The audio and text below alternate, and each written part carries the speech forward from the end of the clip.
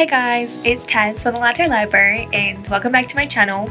I thought it was about time I did my, 2019 wrap up and my goals for 2020. It's crazy to think that 2020 is so close. I also thought it was just really important to do a reflection because I have grown a lot this year. I have explored new genres of books. I have just met new people and it has been quite a whirlwind. And I feel like an idiot because I've just put my phone on charge, even though I need my phone to look at my Goodreads. So I'll be back in a second. Oops.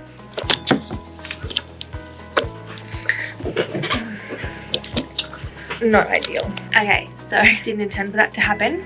Okay, so 2019 was incredible as far as my reading goal. I think my goal was like 25 books. No, so for my Goodreads reading challenge, I set it for 26 books. But this year, I have read 67 books, which is amazing. I never thought it was possible for me to read that many books and still take in the content, you know what I mean? I always thought that the more books you read, the less you took in, but I guess there are some books that, along the way that I don't remember exactly, but were good fillers and everything like that for reading slumps and whatnot. So basically January, let me have a look here. Probably should have been more organized, but I'm not. So the first book I read of the year was Ruin and Rising by Leigh Bardugo. Wow. I'm so surprised. So that's like the third book in the Shadow and Bone trilogy and I really love that series a lot. I think that the first book was the first time I ever listened to an audiobook and I loved it from the get-go. And then I kind of went through a Leigh Bardugo phase. So then you got Caesar Crows, Clue Kingdom, King of Scars. But then I went on a Lynette Noni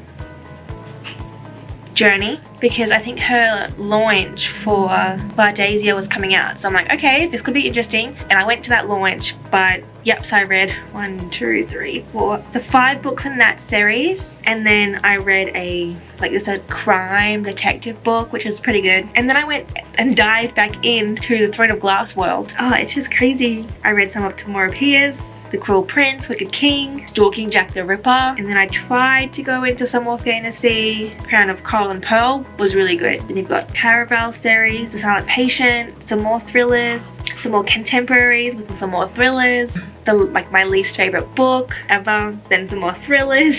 And then I kind of just went on a Colleen Hoover rage and have read basically almost all of her books, which I will go back to her in a minute too. So it's been a really diverse kind of year.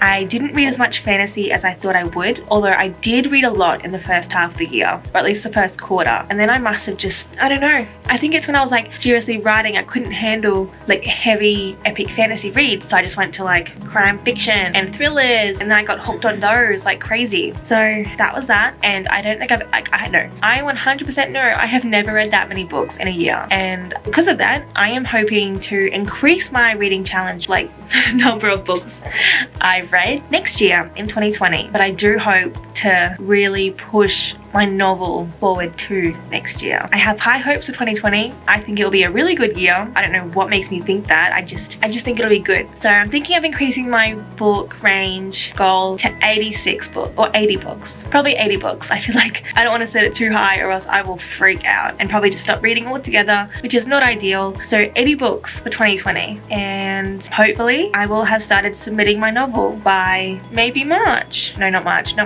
April, maybe May, hopefully. I'm currently, really exciting, I currently have my main character of Project Avalon in the hands of an artist right now. So I cannot wait until that gets done and I see the artwork. Also, if you hear anything in the background, Edie's playing CS and he would probably say hi if he was here, but he's playing CS. So my main character, Nevaeh, is getting drawn right now and I am so excited. I guess I've just been waiting for this moment when she would be brought to life, and it's happening. And then once I get that one back, hopefully I will be able to commission some more characters, but we'll see because that costs money.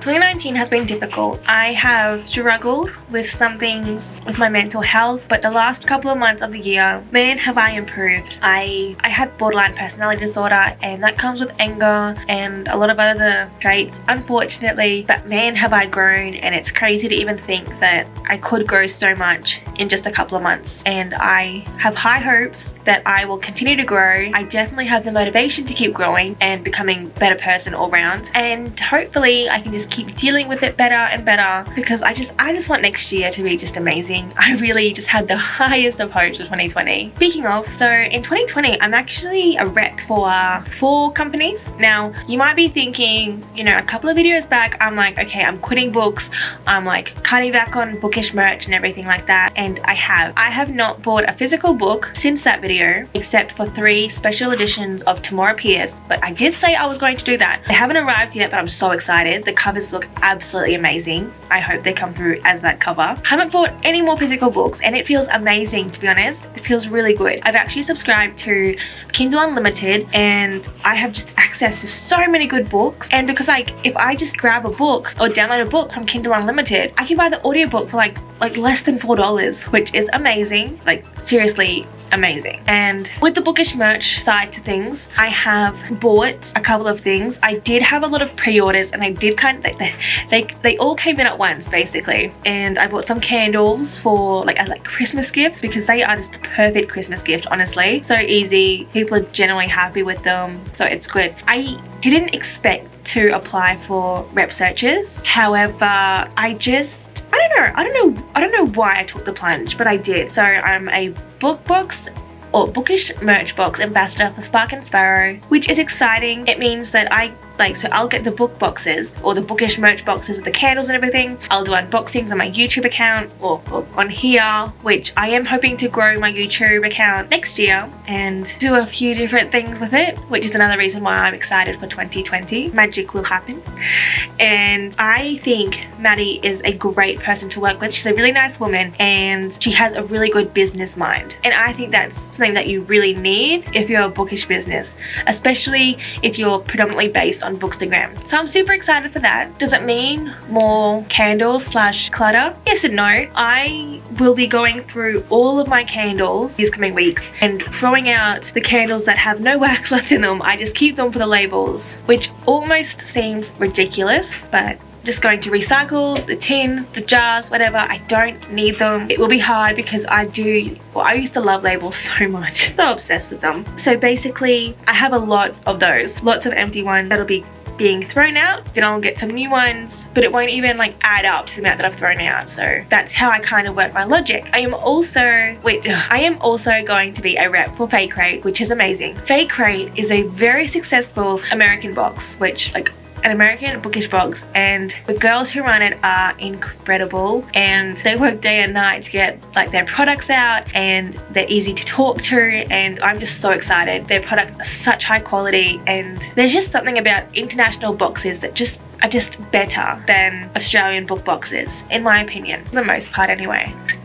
Just the worst thing is the shipping costs, because they're like through the roof. Again, yes, that will have merch in it, that will have books in it, but I don't know, like just working alongside Fake Rate is such a big deal for me. I cannot wait. And then in March I will be the booktuber for Fake Rate, so I will be sent their March box to do an unboxing, which I am so excited about. I love romance. I have been reading, I think I've actually read 2 romance novels in the last couple of weeks, and it's just a nice change from like thrillers and fantasies. So I'm really excited. I'm excited to see what products involve and all their bookish recommendations, because I'm always on the hunt for book recommendations regardless of what genre. So that's really exciting. I am also a rep for Mandrake of the Month, which is owned by Ink and Wonder Designs. I do have a rep code for both those companies, or I will. And I love Ink and Wonder and Mandrake of the Month already, even though while I'm filming this it hasn't actually been properly launched yet. But Mandrake of the Month is a subscription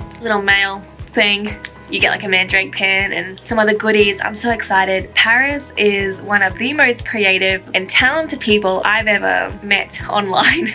She's awesome, honestly. Her designs I am in love with. My wall is predominantly ink and wonder, like my pins, like she is incredible. I love all of her stuff. So you will continue to see her stuff, of course, on my channel and also on my Instagram. In 2020, I am also hoping to do a kind of like a docu-series where I go around to bookstagrammers, indie authors, and Australian bookish businesses and basically interview them, get some behind the scenes, and just to like open up the community some more. I think it's awesome. I have seen so many faces on Bookstagram recently, and I didn't see like half as many of that like earlier on in the year. People are just like finding confidence, and it's just so awesome to be able to see a face. So you can put a face to a name, a face to photos. I just think it's awesome. Yeah, so explore a bit more, and I just think it's a great way to build people's confidence, to give an insight to bookish companies and bookstagrammers. So I'm looking forward to that. I am currently in the stages of planning dates and everything, but definitely major cities will be seen too. So if you're interested, please let me know below, or just send me a DM on Instagram and I'll provide any information you want or anything like that. It is completely free for you, and we'll just go from there. I also have some personal goals I would like to achieve, but I don't know if you guys are interested, so I will leave that out for now. But basically that's a small summary of my 2019 wrap up and my goals for next year. Let me know what you think down below, and again, if you have any book recommendations, please let me know, because I really am always in the hunt for some good books. And I'm also hoping to do a full reread of Tamora Pierce's books because I love her,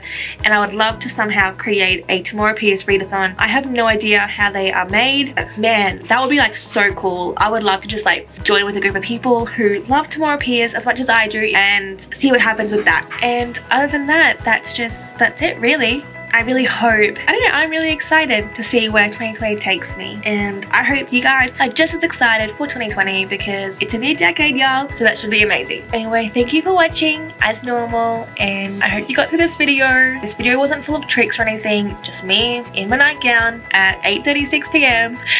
filming on my Lumix. So I hope you guys like this video. Let me know down below your goals for 2020 and how many books you've read in 2019, because I'm definitely curious, and I will see you in my next video. See ya!